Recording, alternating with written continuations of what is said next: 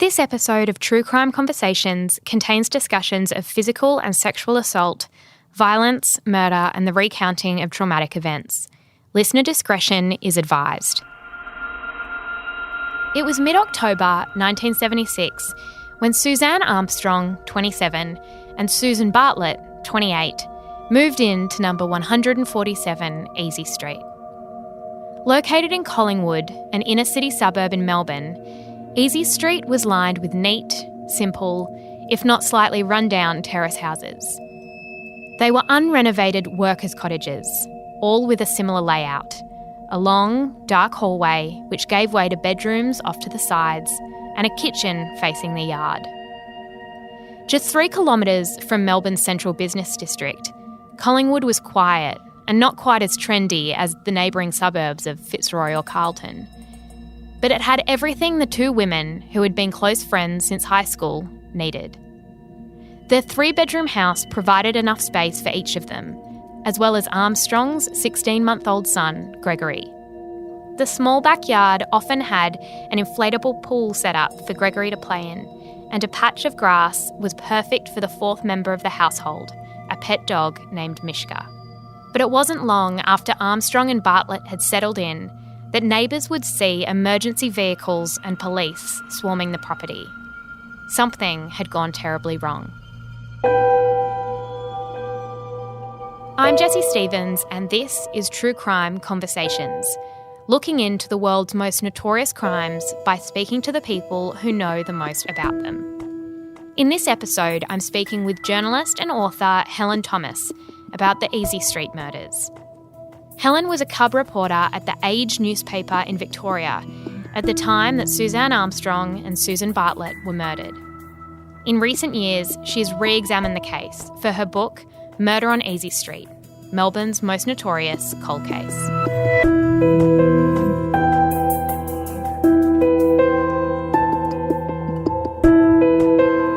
I want to begin with Gladis Coventry, a woman in her early 80s who lived on Easey Street in Collingwood. It was the 13th of January when she noticed that police were swarming her neighbour's house. What exactly did she see come out of that house that day? I'm not sure exactly what she saw come out of that house that day, but I do think we can be sure that she saw something on the night of the murders. She saw someone coming away from the house on the night of the murders. And that's a really compelling piece of information that I think police knew, but for some reason didn't actually put on the official record that anyone's been able to find until now. And the interesting thing too is when I wrote that she was in her early 80s, I've since realised that she's actually was in her late 70s, because what's happened since the book's come out is that I've actually made contact, or her granddaughter has made contact with me. And that's been quite a compelling new sort of step through that, because she makes some interesting observations about the layout of the house. So some of the information that I received from a very senior former detective maybe isn't quite right. But then again, as she says too, it's 42 years ago, and what she remembers of the house, because she would have been in her teenage years then, or early 20s, may not be quite right. But, you know, where we think she was sitting at the kitchen looking into the girls' kitchen may not be right. Maybe she was sitting a little bit further into the house and saw someone coming out, because that's what she actually told someone that I've spoken to. So we have that absolutely on the record, that she says she saw someone step away from the house, out of the kitchen and into and through the gate and into the back lane, which, you know, sort of separated her house and the 2 young women's house, and walk away with a knife in his hand. So she clearly saw something, and I think in the mists of time, exactly how she saw it or which way she saw it, it would be worth pursuing further. But I don't have any doubt at all that she saw someone.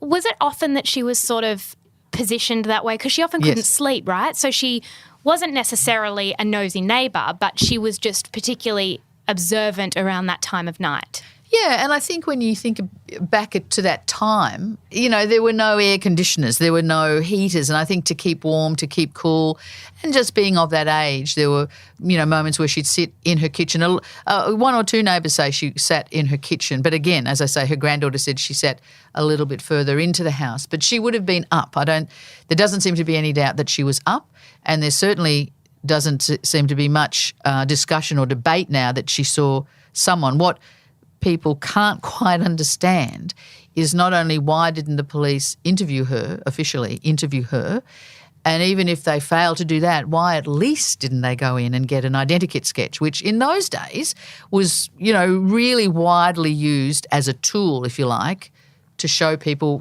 what the police were looking for. And as someone says in the book, I think one of the forensic specialists I talked to says if they'd done that, that would have gone a long way to actually identifying the person they weren't looking for as much as the person they were looking for. Watching a man walk out of your neighbour's house with a knife late at night, were there alarm bells for her? Did you think of alerting authorities to that or checking on the neighbours? Was there something that troubled her about that scene? We don't know, because I haven't been able to find anyone that spoke to her at the time. The police certainly talked to her and then tried to talk to her again when they realised sort of a day or two later that maybe we haven't actually given her as much respect and taken her statement in the way that we needed to. But when they sent another senior police officer in or a detective in to see her, it didn't work. And as I say, there is some discussion, depending on who you talk to, that there is something on file, which I haven't been able to find and no one I've spoken to has found for me, that there was an interview, but it was not a happy interview, shall we say. It was quite a hostile interview. Now, if that's true, that may not be true. That may just be, again, something you hear that gets handed down. There's an element of truth in it. But after more than 4 decades, even the biggest conspiratorialists must realise that, there is a lot of good faith in when you talk about these things. And I just think things change. Stories get added a little bit here, detract a little bit there. Who knows exactly what happened. But I don't think there's much doubt at all that the police did knock on her door. She did try and tell them something. They didn't take it seriously. They went back in to try and get it again, and she wasn't having a bar of it. And you can imagine, whether she was in her late 70s or just touching 80, those young detectives in their suits and their ties, you can imagine an older woman like that, they wouldn't initially have taken it very seriously, I don't think. So on that night, which was January the 10th, when she did see that man leave the house, earlier that night, Martin Bartlett had gone to that exact house to visit his sister. What was he doing there? He was fixing a stereo. Did he have a good relationship with his sister? They were very close. Everyone says they loved each other very much. And he took his then girlfriend round to have dinner, which was normal. They did that at least once a week from what I can gather. His idea was he'd have a dinner after fixing the stereo, or he'd have dinner and then fix the stereo. It was just a normal sort of brother-sister relationship, a very close one, and a really nice thing to do. It's funny because when you talk to him now, he actually says, I was better than Sue was. And, you just get from a remark like that just how close they were. So, yeah, it was a normal thing. They've been known since as the two Sues because there was Susan and Suzanne who lived in that home. What can you tell us about who those two women were? How old were they? What kind of people were they? Susan Bartlett was 27. Suzanne was 28. So they'd grown up together in Benalla. They'd gone to school together. So they'd been friends for a long, long time. They'd travelled together. Sue Bartlett taught at a school or a college just not far, just a couple of blocks away. Suzanne had been more of a traveller. She was a single mum. Her son, Greg, was in the house at the time of the murders, and I know you want to come to that later. But so, they'd been together, they knew each other really well, and they had that base, if you like, that bedrock of having grown up together in a country town. And so that evening when Martin visited and then he left and they made dinner plans to see each other later, what do we know about what took place after he left? Well, what we know is that at some time, he left, I think, between 9 and 9:30. What we know for sure is that at some point after that, the two women were murdered. At exactly what time, it's never been, there's never been a certain point put on that. And you have to remember, again, going back 4 decades, the forensic techniques, the detection was very different at that time. The police had fingerprints to use. They could work with fingerprints and they could work with blood grouping. For sure, we know that. At exactly what time, we don't know. But another neighbour who wasn't too far away, in fact 3 doors away, added another piece of information into this puzzle when I sort of tracked him down by saying that he had been up very late, 2:30 in the morning the next morning. So we're not sure what time. We do know Martin left, as say, he left at 9:30. So at some point, both girls got ready to go to bed. Gregory was already asleep when Martin left. So between that time, say 9:30, 10-ish, something awful has happened in the house. At around 2:30, these two young blokes living, 3 doors away, they'd been sitting up watching telly because Peter Sellers, whose house it was, his family had been away for a couple of weeks and he'd stayed in Melbourne. I think he said because he wanted to go to the races. But he was there with his mate. Both of them went to bed around 2:30. He was in the front room. I think Ray was a bit further into their house, in a bedroom in their house. And they both heard a door slam, like a front door slam, and then a few, say a minute later, 2 car doors slam and a car take off. And to this day, he believes that what they heard was the killers leaving, that there were 2 people leaving that house. The police have never really taken to that theory, but there are a number of people who just say, how could one man overpower 2 women? And Peter's sister also agrees with that, and she just says she's always believed Sue Bartlett particularly was tall and a bit bigger than Suzanne, and that she would have really fought. The nature of the injuries that both women sustained, I mean, there was something like a collective 82 stab wounds. Suzanne was stabbed 27 times and Sue was stabbed 55 times, and she was in the corridor and she did put up what was clearly a big struggle. Suzanne was in the front bedroom and, that's an extraordinary violence. That's an extraordinarily violent attack. Do we know how this person got into the house? The view at the time was that Suzanne must have let him in, that this guy's gone to the front door, tapped on the door, maybe tapped on the window because her light was on, because I think it's also believed that she was reading in bed, because the scene in that bedroom was of someone who'd got out of bed quite normally, just put the sheet back and left her book on the bed or on the bedside table, again, depending on, she just sort of got up and gently, normally walked out and let this person in.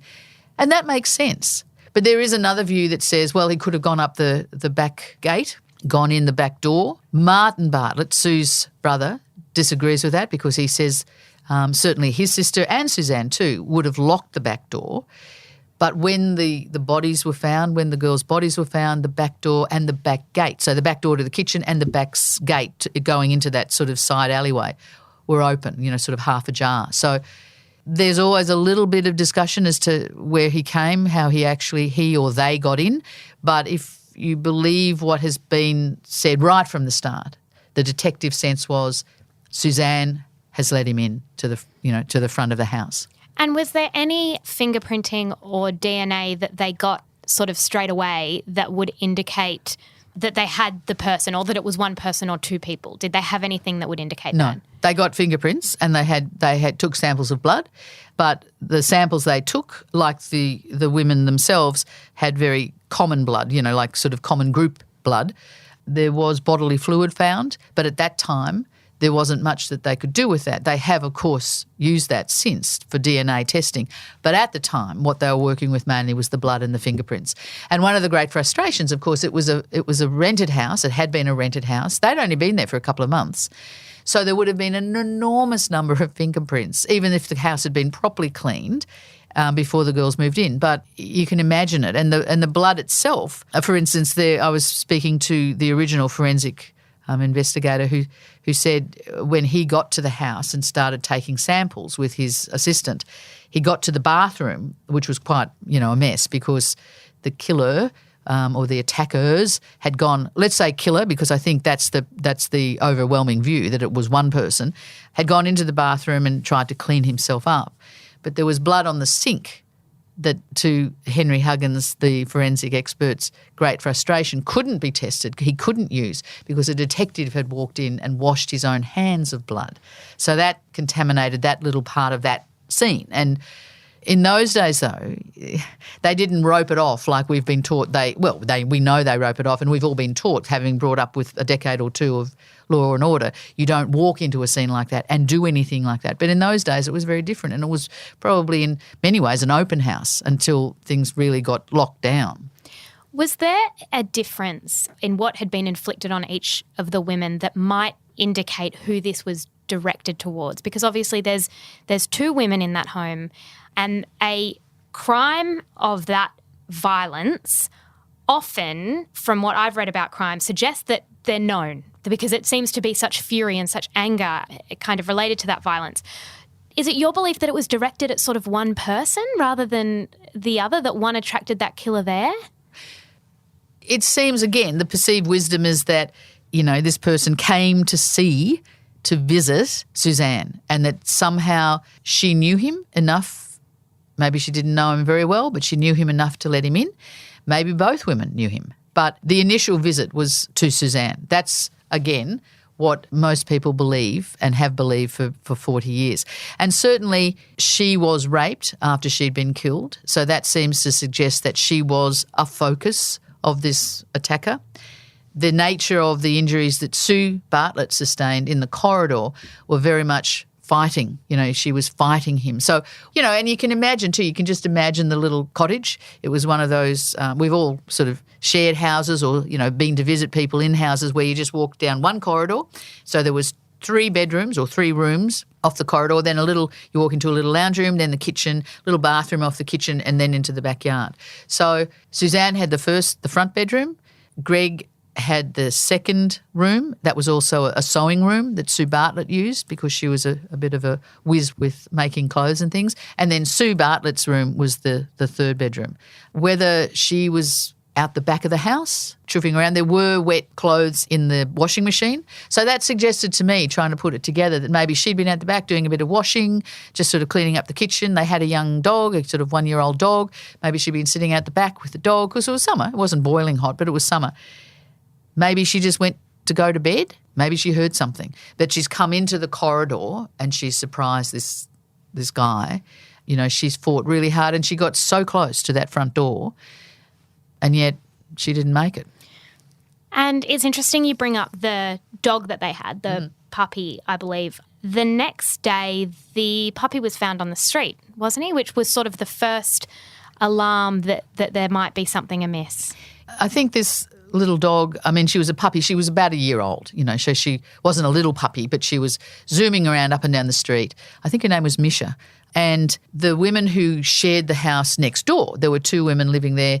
One was a bit of a dog lover, and when her friend said, look, the girl's dog's running up and down the street, they just put it in the house and then went their separate ways. And Alonas Stevens, who was the woman who eventually found the bodies, some 3 days later, was the one also who put the note on the door saying, later that night when she came home and the dog was still in their house and obviously fretting, and as a young dog would, but nothing. They got no response. So this is, I guess, how the police have worked backwards and found the timeline as to when the young women were killed, and that would have been either late on Monday night or very early Tuesday morning. So this went on for a couple of days. They held on to the dog thinking eventually their neighbours would come and get them, or one of them would come and get them.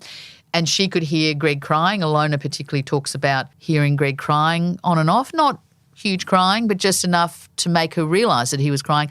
And she said that she thought it was slightly unusual, not alarming, but unusual because Suzanne was such a good mum, and he hardly ever cried. And if you ever saw them, he was always with her. Or, they both looked after him, but, Suzanne was always with him and often dinked him around on a bike or walked across the road to go to the milk bar, which is just across the road. Completely gone now, very different street now.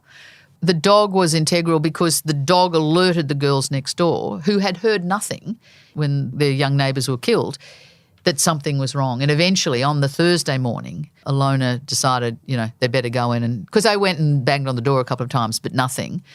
And of course now she says if only she'd kept going that first day when they put the note up about the dog, because Sue was just lying not far from that front door. What did she find when she walked into that house?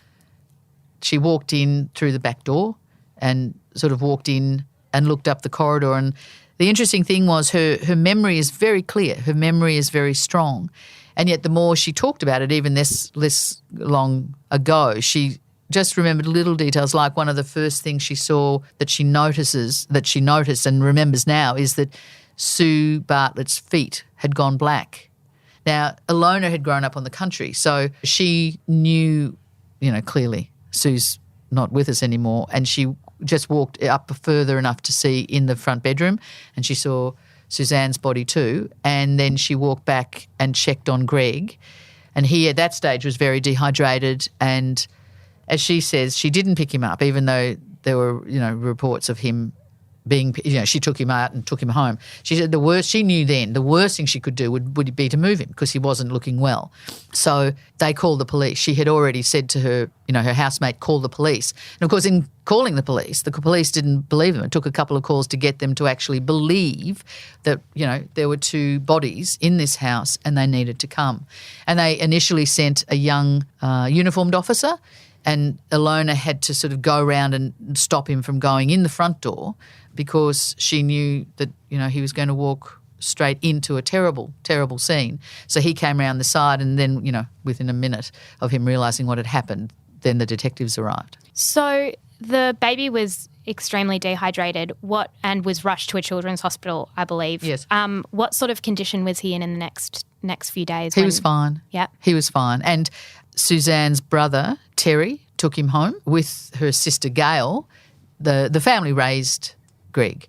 It's extraordinary, isn't it, when you think about what his mum went through and what her best mate went through, what her best friend went through, that he is fine. But he is fine. He was fine and he is fine. Did they have, when they saw this scene, a series of suspects? Did either of these women have partners that could be potential suspects? Well, Suzanne had started going out with a young guy, a young shearer called Barry Woodard. And yes, he was immediately a suspect because, and this is where it gets really perplexing, he and his brother had come to visit the house the night before Alonas Stevens went in and found the bodies. And they'd left a note. His brother had written a note saying, please call Barry kind of thing with the phone number on it. Because they'd been trying to call, Barry particularly had been trying to call Suzanne for days. They'd last seen each other on the Sunday night. She'd been round with Greg, with a little boy, and he was 16 months old at the time. So, as I say, she took him everywhere. From what everyone says, he just went everywhere with her. And as I understand it, on the couple of dates these two went out on, he was with them. So they'd gone to have dinner with Barry and his family, and then he dropped her back and left her around about midnight and gone home because he was waiting for a call for some work the next day. And so he'd been trying to call her because they'd made a little sort of loose arrangement for her to come back and have dinner again at his sister's place on the Tuesday. So he was calling and calling and calling, and when they couldn't get through, by Wednesday afternoon he was really alarmed. And so he and his brother went around about 8:30 and went up the back, saw there was a light on in the kitchen. From the street, they could look up the little alleyway, the little dunny lane, and see there was a bit of a light on. So the two young men just walked up the back, went in, but didn't go any further. They didn't go really much past the kitchen. I think maybe his brother stepped into the lounge room and said, look, I'll just go and have a look. And he said, no, don't do that. Because he didn't want to be impolite. He thought it was impolite to sort of go into someone's house. Now, given what we know was in the house, you do what you just did. You shake your head. You can't quite believe that. But at the same time, you can understand that sentiment. Well, he had the feeling that they weren't far away, because the light was on, the door was ajar and that sort of thing. And, of course, he was right. It's just that he was right in the worst possible way. It's incredible to think that they were just a few metres from where they were, and they couldn't see them. Yeah. That would be terrifying. Yeah, it would have been terrifying. And people have said to me over and over again, didn't they hear Greg crying? He might have been asleep by that stage. He might have cried himself to sleep. He might have just been exhausted because he hadn't had, from what we understand, he hadn't had anything to eat or drink for a couple of days. Didn't they sense something was wrong? Well, it wasn't a movie. It was and just the crime scene normal was life. Towards the front of the house, yes. as you say. Yeah. So there wasn't any immediate evidence that they could see. They would have had to take a few more steps in order to see the feet and then to see what had occurred in other rooms. Is that correct? Yeah, and the corridor would have been very dark. I mean, you try to put yourself back in that night. Even if they had walked in and called out, maybe that would have roused Greg, the little boy. Even if they'd looked up the corridor, I don't know how dark that hallway would have been, but they're dark. If the light's not on, you would have had to switch the light on. So that would have been another step forward into pushing into someone's privacy, and Barry didn't want to do that. And was Sue Bartlett in a relationship? I think she was seeing someone but not really in a relationship, and that person also came to visit her because he'd been trying to call her, and on the Tuesday, I think, so the night after we believe the young women were killed, he came to see if he was ringing the right number because no mobile phones, nothing like that in those days. And so what he did, now this really does, this is something like a movie. He and a friend went down the back lane. He knew which of the rooms was Sue's, so he got in through her window, sort of stepped over her bed and left a footprint on her bed, on one of her sheets. Went in, turned right, so the opposite way from where the girls were lying, went into the lounge room to check the phone number, realised he had the right phone number, came back out the same way he came in and didn't see anything. That does not sound true. You cannot believe. And yet the police believed him. I mean, they grilled him. He said himself he knew when he realised what had happened a couple of days later, because it was so widely reported, particularly in the Herald that day, that afternoon. He thought, okay, I better go and see the police. And he did. And he said I think he was quite scared by his statement, because he realised what it sounded like. But they believed him and they absolutely trusted his version of events. I think probably because he had another witness waiting for him outside in the lane. So here were two witnesses, if you like, who corroborated each other's version of events. And they absolutely believed him, because when the inquest was on, he had been allowed to leave the country. He wasn't here when the inquest was held 6 months later. So I think it's absolutely fair to say he was not a serious suspect for them at any point. Did they have any other leads? Was there anyone an ex-partner, anyone that would want to hurt them that kind of roused the police's suspicions? They had an original list of 8 suspects, all of whom have since been cleared. The first suspect, as we all, again, we know because we've been brought up on crime drama, it's usually someone close to home. And they had Barry's note, so he'd clearly been in the house, so they had to get to the bottom of that, why that note was there, when he'd gone.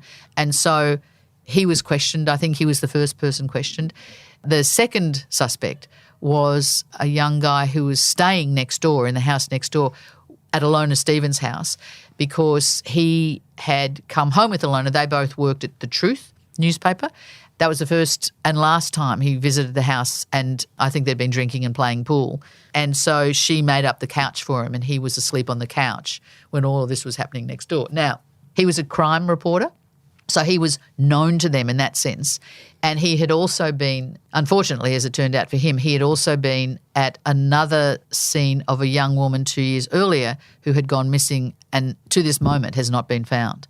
So you can see why he was a person of great interest to them. But again, he was taken down. I think he was questioned for an entire day. And I've spoken to a couple of people who said, let's just say they didn't miss him. Like they gave him a proper grilling.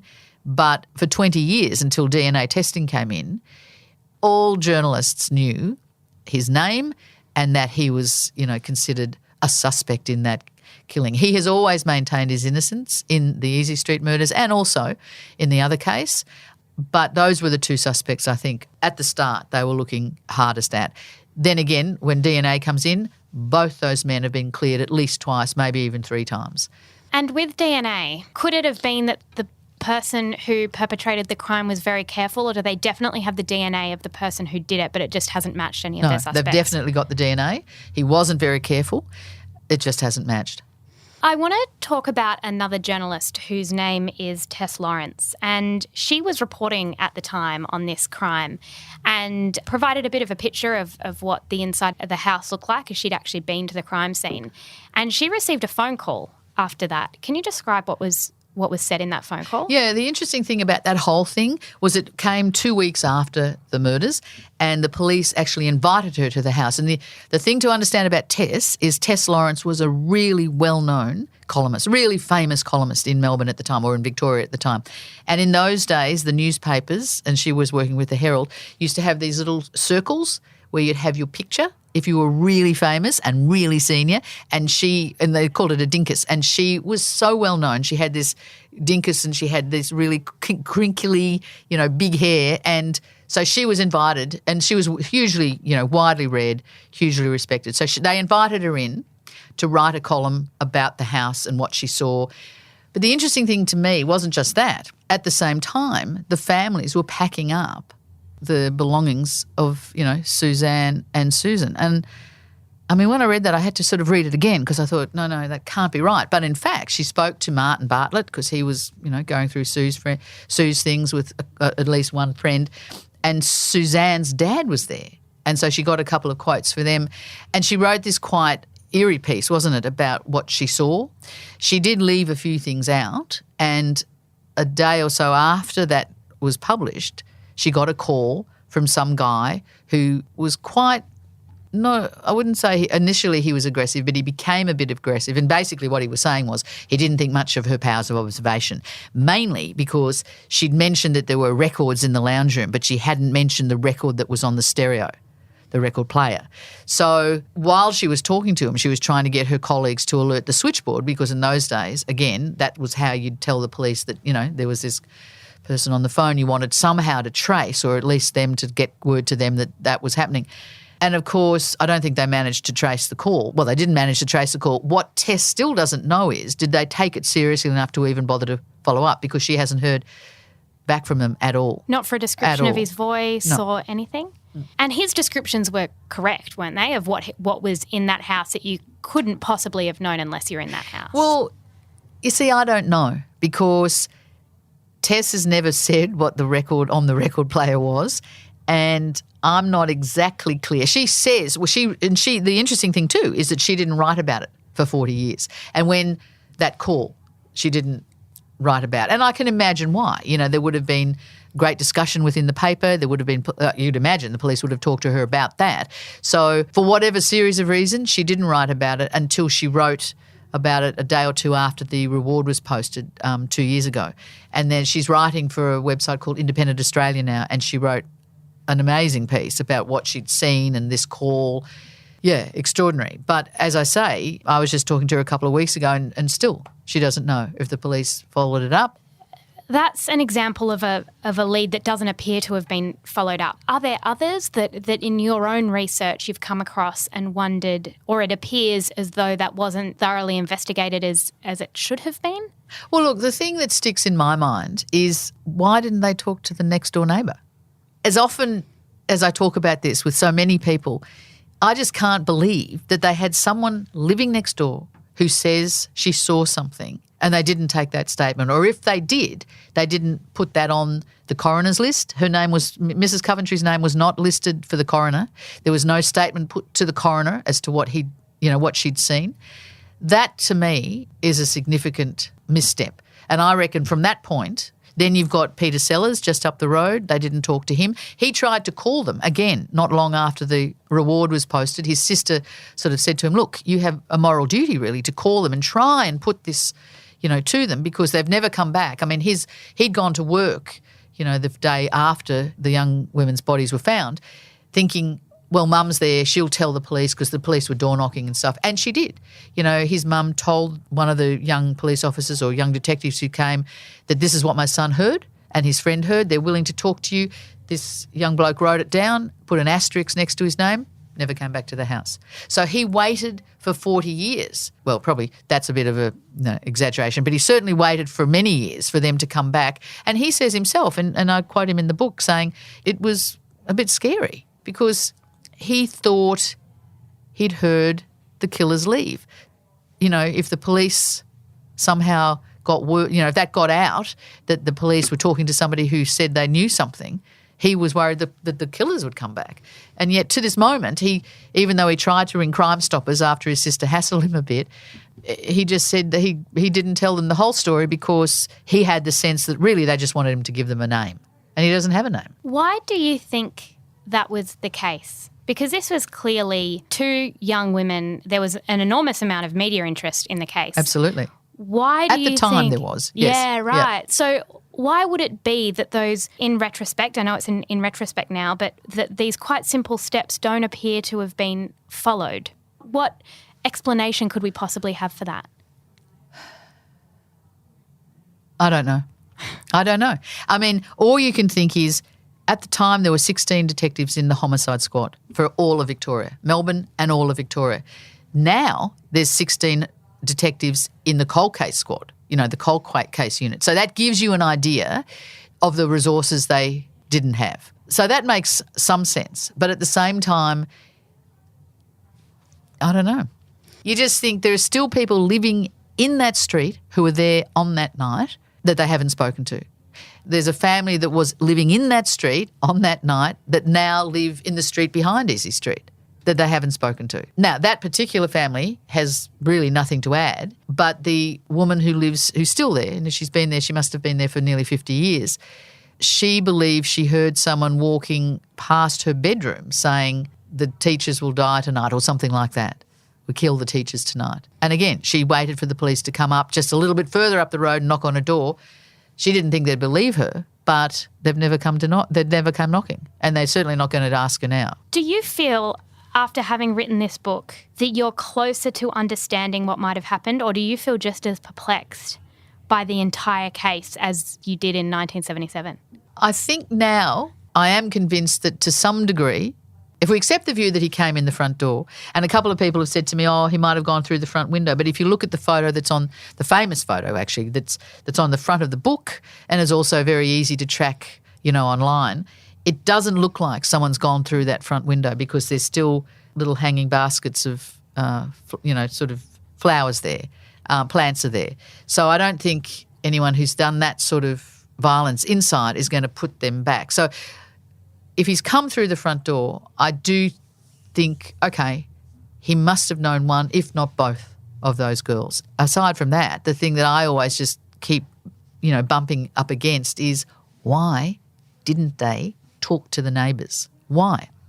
Do you think that this case was almost lost in the first few weeks with things like the bungled evidence and the fact that it wasn't closed off and that the neighbours weren't? We know that, going and speaking to someone very quickly after an event is important because of memory. Do you think that it was almost as though once those mistakes had been made, this was a case that could never be solved? I don't think it can never be solved. I still believe it can be solved, and I know that the, detective who has the file now, the murder file now, is absolutely on it. It's still an active case. But I do think, if it's true that what we're all told that the first 48 hours after a murder or an abduction are the most important, well, those 48 hours had been lost already because if they were killed on the Monday night, early Tuesday morning, and they weren't found till Thursday, then, that's a big window that's just closing.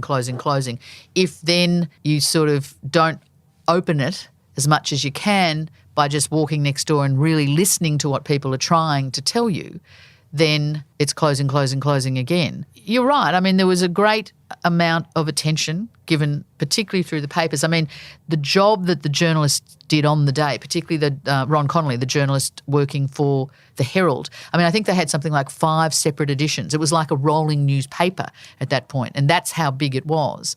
But then after a week or 2 weeks, there were no leads, so it sort of disappears. And then Tom Pryor wrote a book about it in 1996 called They Trusted Men, which sort of brought the whole thing up again. But then DNA testing was coming, and he was a very good journalist working, he had been with The Sun, he had been with the Herald. There is a lot of discussion about that book because his views about women and, it was of the time, shall we say. But a lot of the work he did within the book was really interesting, and he certainly brought Greg Armstrong and his father, who was living in Naxos at the time, Suzanne and he had met up in Naxos when she was travelling. They came together through Tom Pryor's investigation. So that was a really positive thing.